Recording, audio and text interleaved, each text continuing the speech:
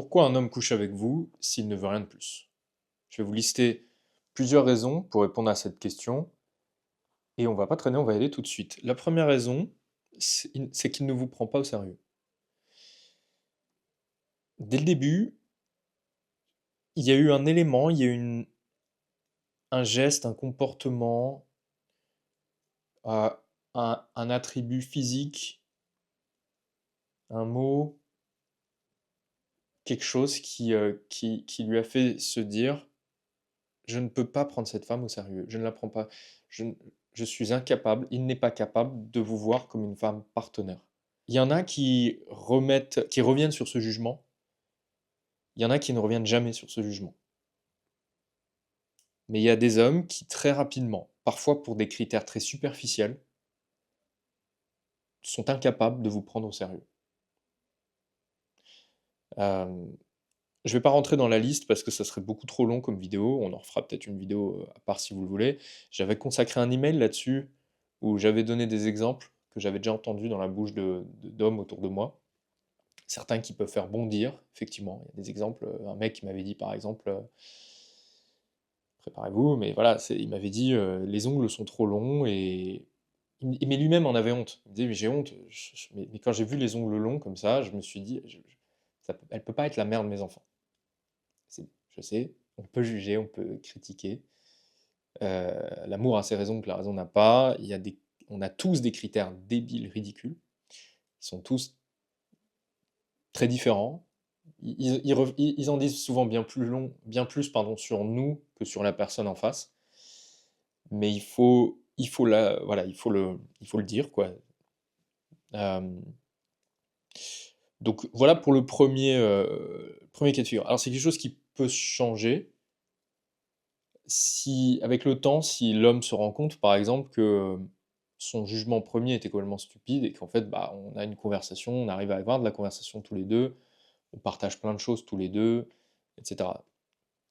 La deuxième raison, c'est qu'il y a une autre femme dans sa tête qui prend plus de place que vous.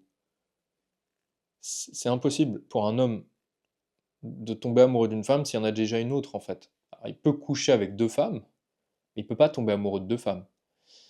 Et, euh, Et donc, c'est une raison qu'il ne faut pas, qu'il faut prendre en compte, c'est est-ce qu'il n'y a pas une autre femme dans sa vie? D'ailleurs, on pourrait aller un peu plus loin.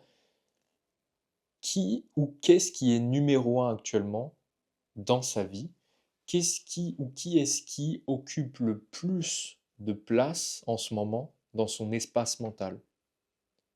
Si ce n'est pas vous, est-ce que c'est une autre femme? Si ce n'est pas une autre femme, est-ce que c'est un ami? Est-ce que c'est un membre de sa famille? Est-ce que c'est sa mère? Est-ce que c'est son fils, sa fille?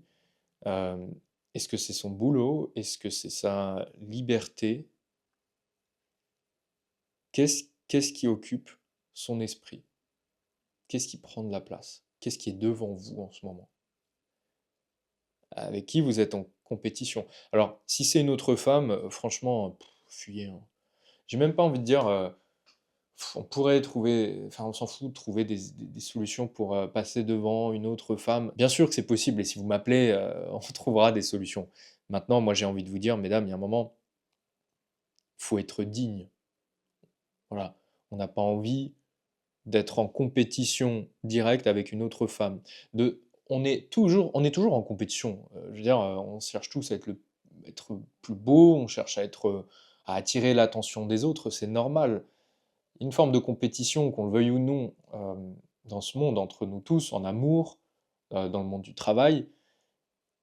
Mais il y a une différence entre savoir que l'attention est limitée et que forcément, si l'attention de monsieur n'est pas avec nous, elle est ailleurs, et se dire je suis en compétition avec cette fille, et donc on va se livrer à une course toutes les deux pour obtenir son attention. Ça, c'est pas vraiment digne de respect.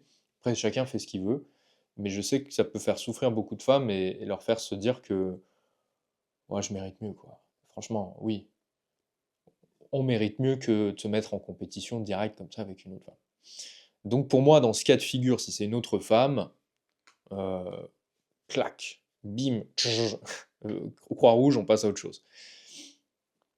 Si c'est son boulot, il faut essayer de comprendre pourquoi. J'avais une cliente là ce week-end, pour qui, le véritable obstacle entre elle et son homme, c'était une situation financière terrible chez le mec. Alors il créait sa société, il avait beaucoup de mal, il était pas tout jeune et c'est stressant et elle se rendait bien compte. Il était très stressé. Il était doublement stressé parce qu'en fait alors c'était une situation très compliquée, hein. Allez, on va sortir le popcorn, mais elle m'a touché cette histoire parce que ma cliente, elle avait, heu, elle avait investi de l'argent en lui, enfin investi, c'est un bien grand mot. Je veux dire, elle avait investi, elle lui avait acheté un camion, voilà. Elle lui avait acheté un camion pour l'aider et et il y avait une sorte de dynamique un peu vicieuse dans le sens où elle l'aidait sur le plan financier et il en avait besoin et ça le stressait, mais plus elle l'aidait, plus d'une certaine manière ça l'émasculait un petit peu.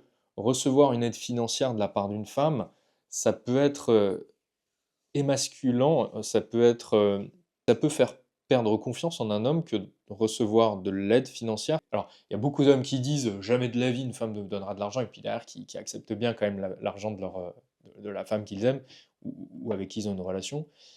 Mais en même temps, il y a un côté quand même, c'est dur, hein, parce qu'un homme est su dans l'inconscient collectif, l'homme est encore supposé être celui qui pourvoit financièrement, qui protège, qui sert le service et et de se dire: «J'ai besoin d'une femme pour m'en sortir financièrement», c'est quand même assez difficile. Donc là, le blocage entre les 2 c'était effectivement qu'il galérait financièrement parce que situation instable à cause de son boulot, donc très stressé. Donc à chaque fois qu'il était avec elle, il était dans une situation de stress où il se disait: «Bah, si je suis avec elle, c'est du temps que je passe pas à survivre, à faire de l'argent» et donc il y avait un sentiment très fort de non-légitimité de la part de cet homme. Il ne se sentait pas légitime auprès de cette femme.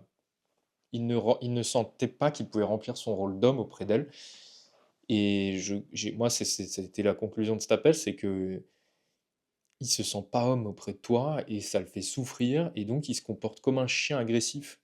C'est pas péjoratif ce que je dis, mais il se comporte comme un chien agressif il est nerveux, quoi.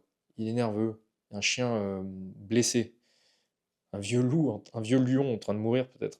Mais c'était une situation très complexe. Mais voilà, peut-être qu'il y a ça. Peut-être qu'il y a un job, peut-être, qu'il y a il y a une peur fondamentale qui l'empêche, hein, une peur de ne pas être à la hauteur parce que dans son job et ça, les femmes souvent le sous-estiment, hein, mais surtout quand on parle d'engagement, de relation, il y a beaucoup d'hommes qui se disent: «Il faut que je le mérite, cette relation».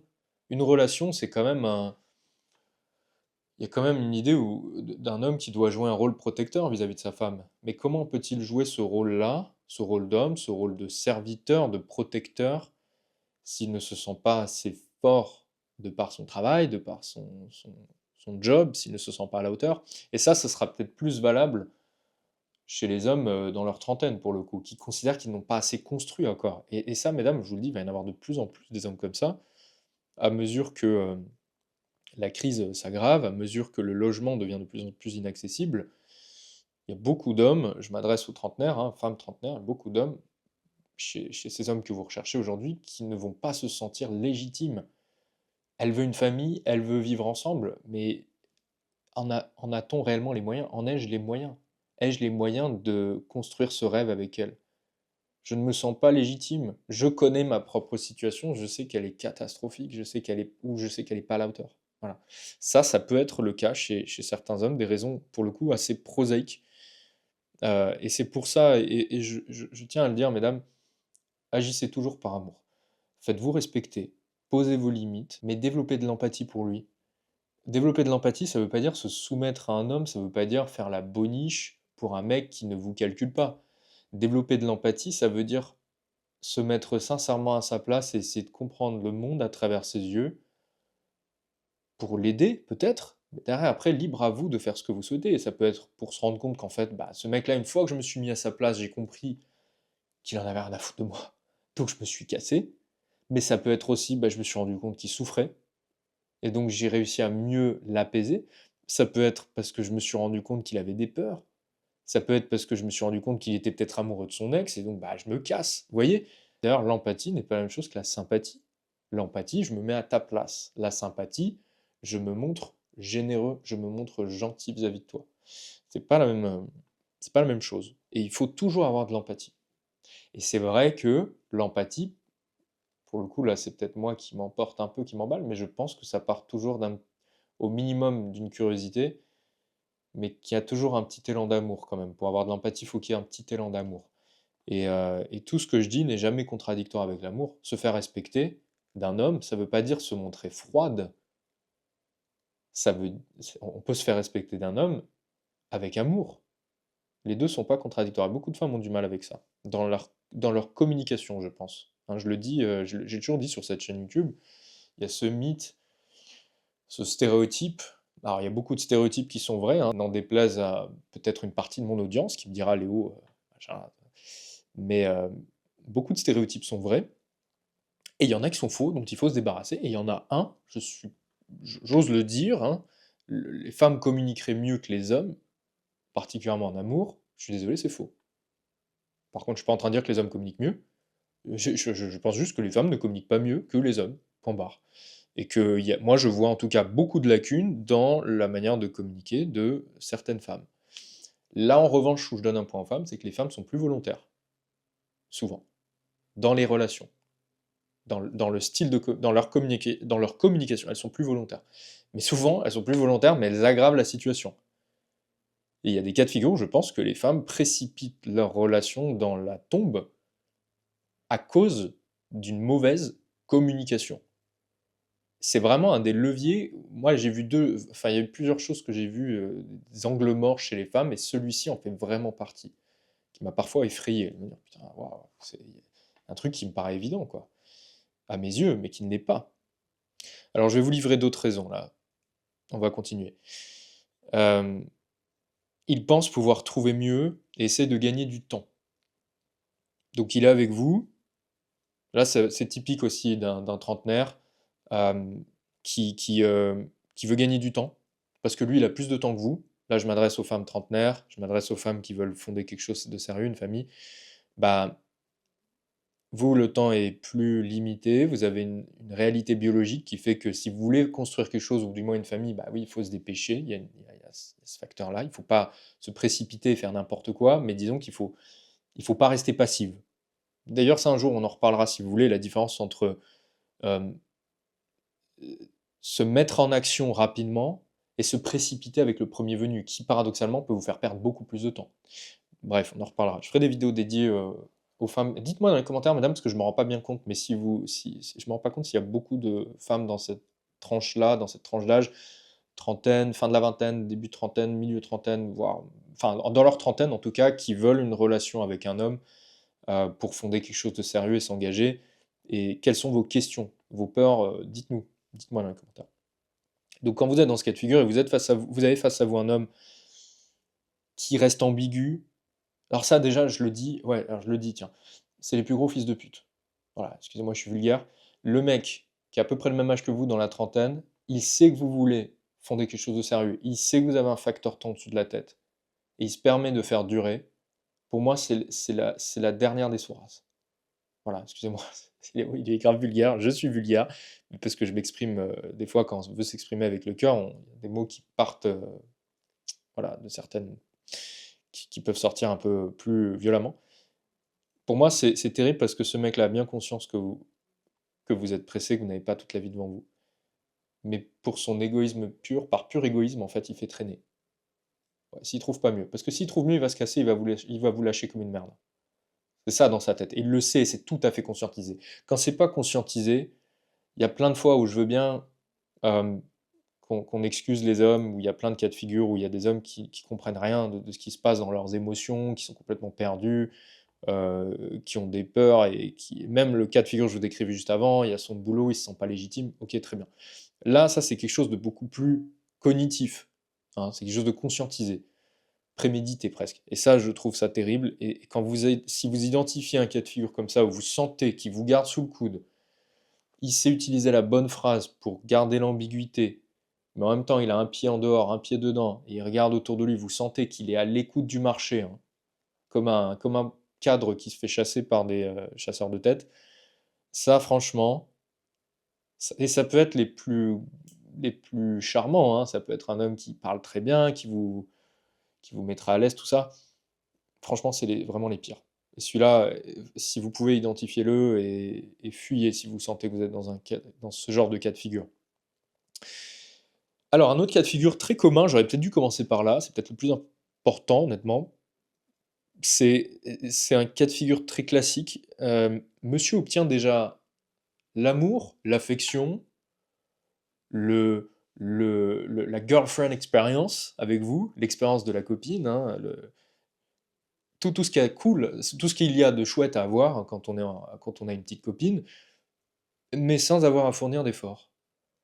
Alors, pourquoi aujourd'hui il irait fournir des efforts? Je donne un exemple. Bah, monsieur, il vous voit selon ses conditions, une fois par semaine, on fait l'amour, c'est chouette, c'est intense, on regarde un petit film ensemble, et puis après elle rentre chez elle, elle me dérange pas trop, un petit texto de temps en temps quand je m'emmerde, mais ça me suffit, quoi. Mais par contre, vous, vos besoins, il n'y répond pas.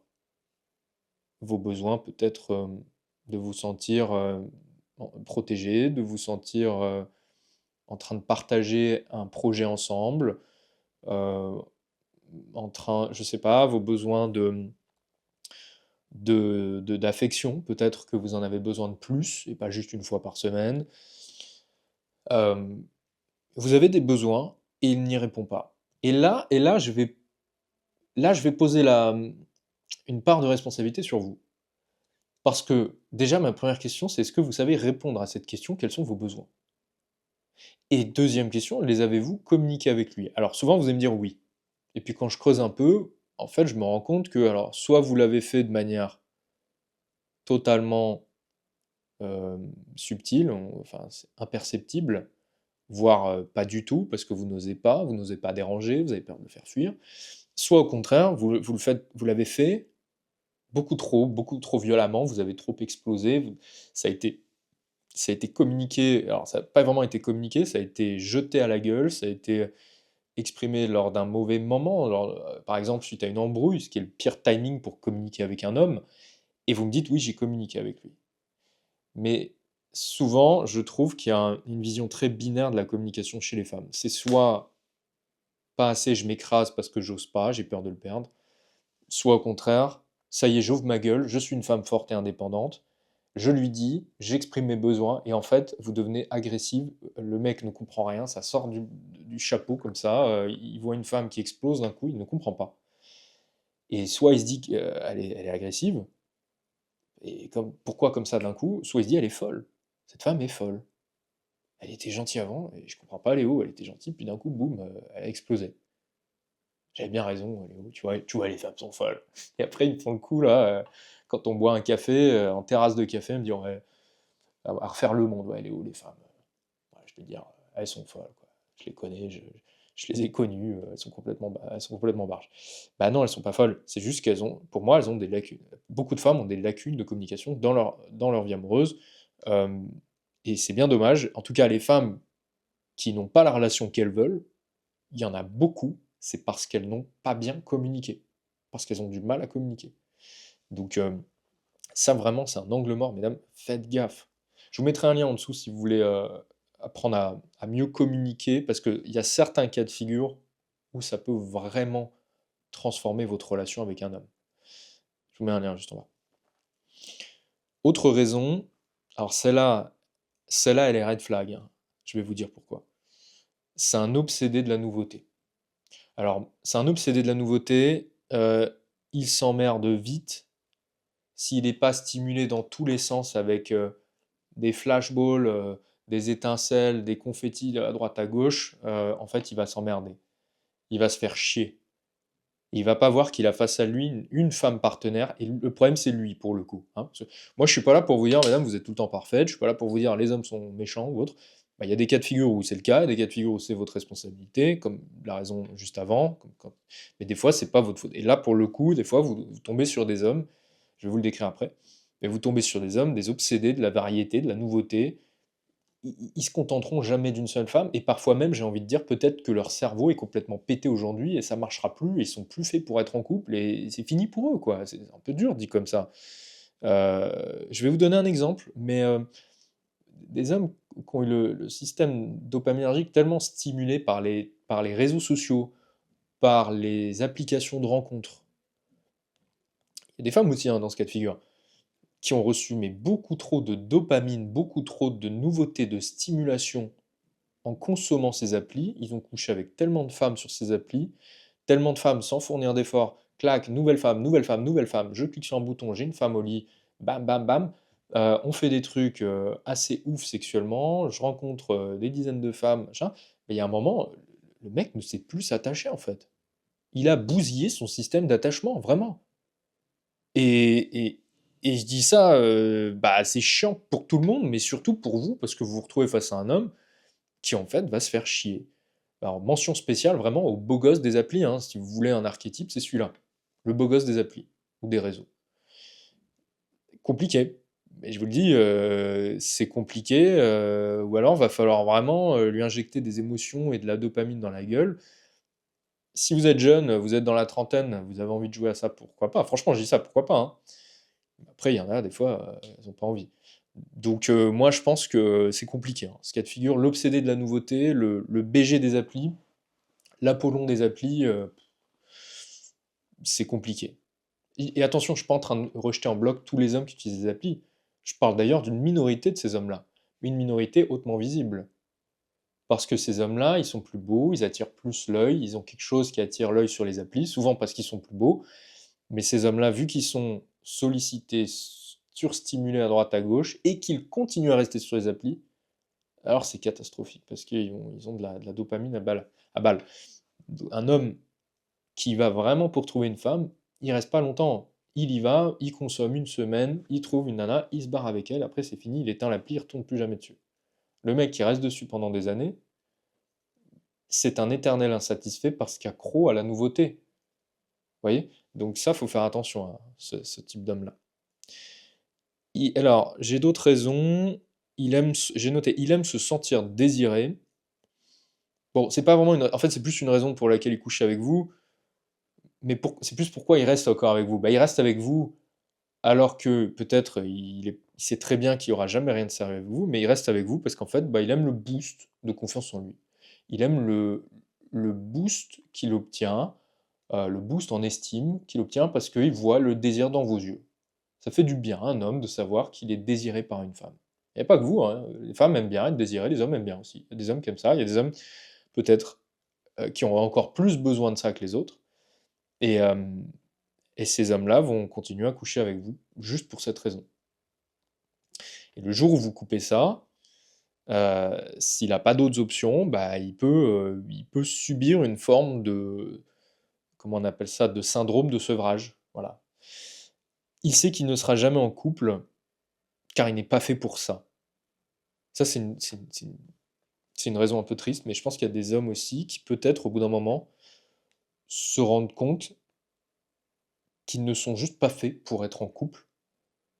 Et certains vous le diront peut-être dès le début, j'envisage rien de sérieux, j'ai pas envie de faire des enfants, d'une famille où j'aime ma solitude. Beaucoup aussi après les divorces aussi, il y en a beaucoup comme ça, qui ont vécu une longue période ensemble, mariés ou autres, et là qui se disent: «J'ai compris». Ils l'ont compris, ils l'ont vu, hein, de manière empirique, ils ne sont pas faits pour être en couple. Ils ne veulent plus être en couple.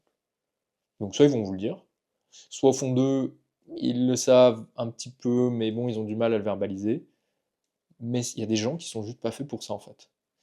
Parce que trop amoureux de leur solitude, parce qu'ils ont goûté, ils ont vu qu'il y avait des compromis, des concessions qu'ils n'étaient pas prêts à faire. Et je pense que là aussi, enfin, il y a beaucoup de gens qui ne veulent plus faire de concessions, hommes comme femmes, des deux côtés, hein. C'est un peu c'est pour ça que c'est si difficile aujourd'hui. On a tous goûté à notre solitude, on a tous goûté à notre liberté.